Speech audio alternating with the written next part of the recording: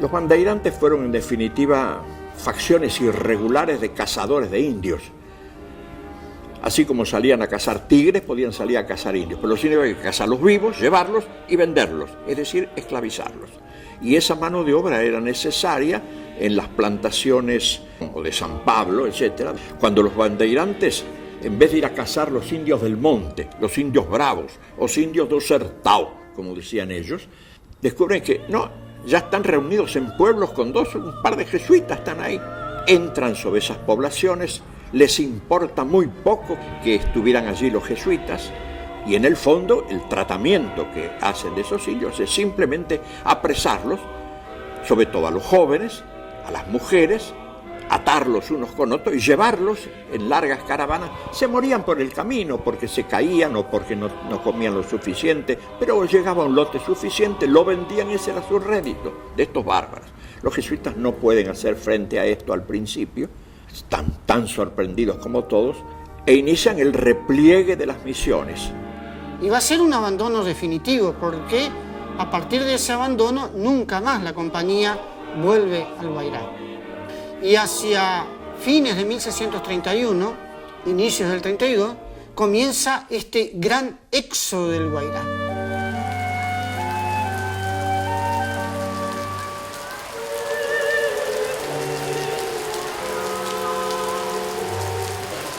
En algunos casos ese repliegue significó un verdadero peregrinaje. Son 12.000 guaraníes que emprenden la retirada del Guairá, perseguidos en principio por los bandeirantes, frenados en un trayecto por los españoles de Villarrica y Ciudad Real, que no querían que los indios se fueran del Guairá porque se le iba la posible mano de obra para las encomiendas. Mujeres, chicos, ancianos, etc. Muchos se ahogaron, otros se perdieron, pero llegaron y fundaron, entre otros, el pueblo argentino de San Ignacio Miní. Es un pueblo fundado por emigrantes que venían del Guairá y que habían sufrido esta larga transmigración. Te salve María, llena de gracia, el Señor es contigo, bendita tú eres entre todas las mujeres y bendito es el fruto de tu vientre. Y esta población que llega del Guairá a la desembocadura del río Yabebirí, aquí en la actual provincia de Misiones, Argentina, refundan los pueblos con los restos de la población del Guairá.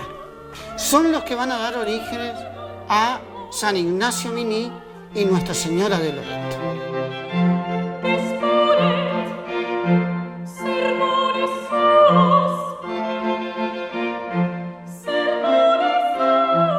Misión de San Ignacio Miní.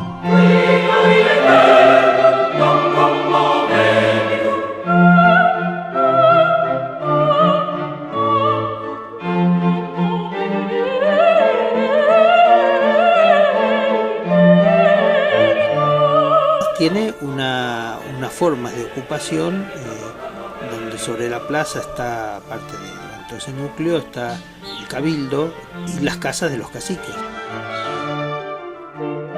Que se avienen a formar pueblos, una plaza, una iglesia, una residencia para los jesuitas, viviendas para cada uno de los indios. Utilizar el sistema que utilizaban los guaraníes, es decir, un sistema de estructuras de madera con una cubierta grande, ¿no? La casa colectiva era propia de los conjuntos guaraníes.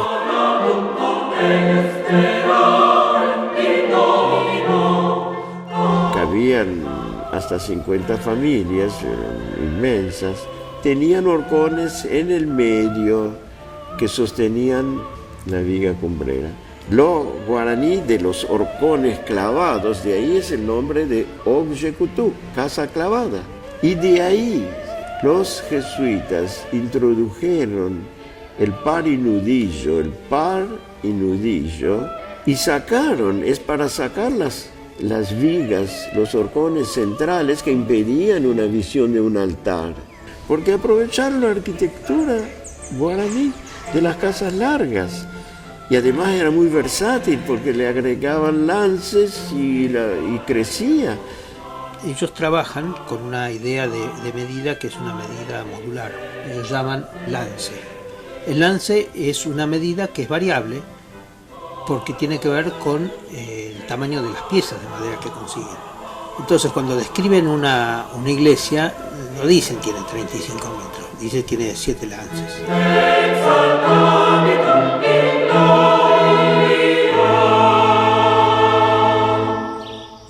En San Ignacio Miní lo que es muy interesante es el sistema constructivo. Si vos entras a la nave de la iglesia vas a ver el lugar donde estaban las columnas.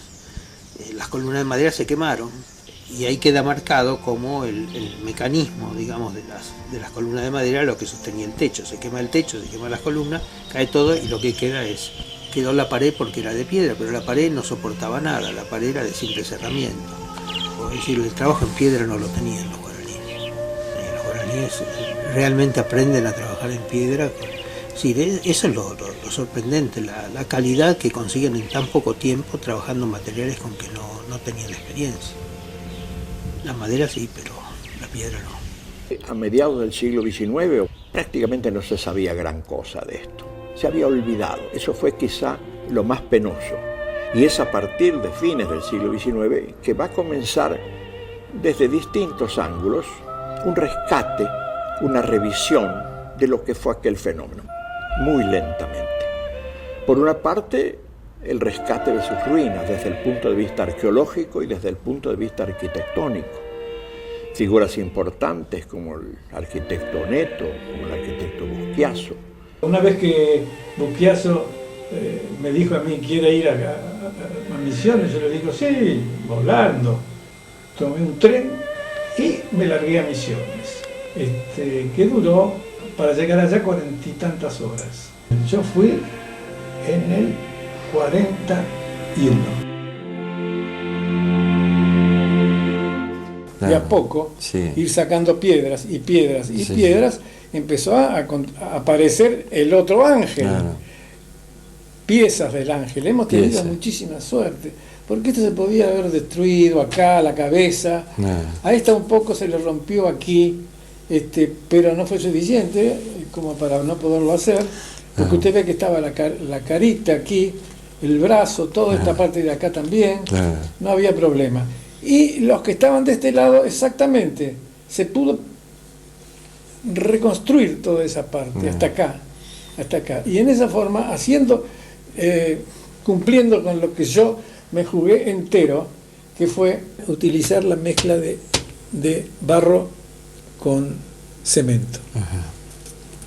Y yo hice suelo-cemento, pero puesto que usted ni lo ve, Claro, de modo escondido, totalmente pero tan escondido y tan resistente que a pesar de que muchos me dijeron, pero eso se le va a caer, eso no va a aguantar, y qué sé yo, qué sé cuánto, ahí están.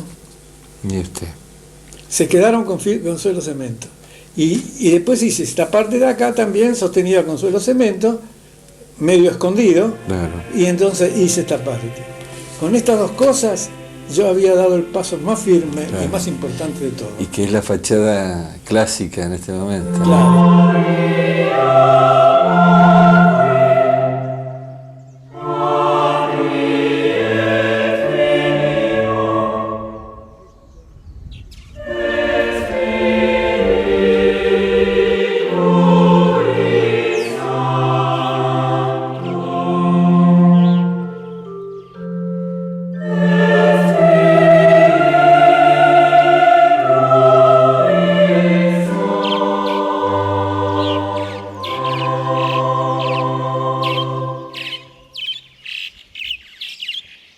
Que es una moldura que estaba expuesta fuera de las vitrinas, ¿no?, dentro de la exposición del Centro de Interpretación, encima de una gigantografía de la restauración de 1940 que hizo el arquitecto Neto con su equipo, la restauración de San Ignacio Miní, ¿no es cierto?, toda la fachada. Una foto muy linda que protagoniza mucho, y la moldura estaba arriba, pasaba desapercibida, ¿sí? Era más un elemento decorativo que una pieza patrimonial original. O sea, cómo darle más valor y protagonismo a esa pieza. Y aparte, ciertas proporciones de esa moldura, hermosa, como ven, ¿no es cierto?, nos llamó la atención. Y empezamos a medir y descubrimos que estaban pensadas dentro de lo que son las proporciones áureas.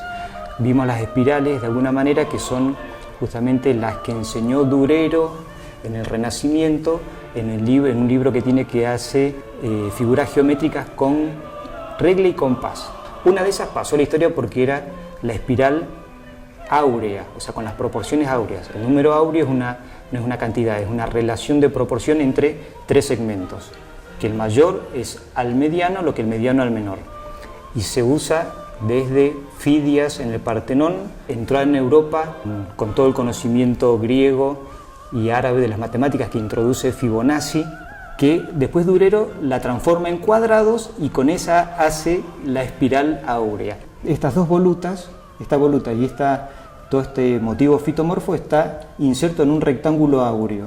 Entonces, de alguna manera, lo interesante y emocionante es descubrirse uno trabajando con conocimientos que estaban en los talleres de las reducciones, en manos de los indígenas, de los jesuitas, que era un conocimiento que nos trasciende absolutamente, usando tecnología de la producción artística que usaron durante siglos y un poco como se plasma en el arte, conocimientos y todo ese encuentro y esa riqueza que se plasmó en lo estético, en el arte, ¿no?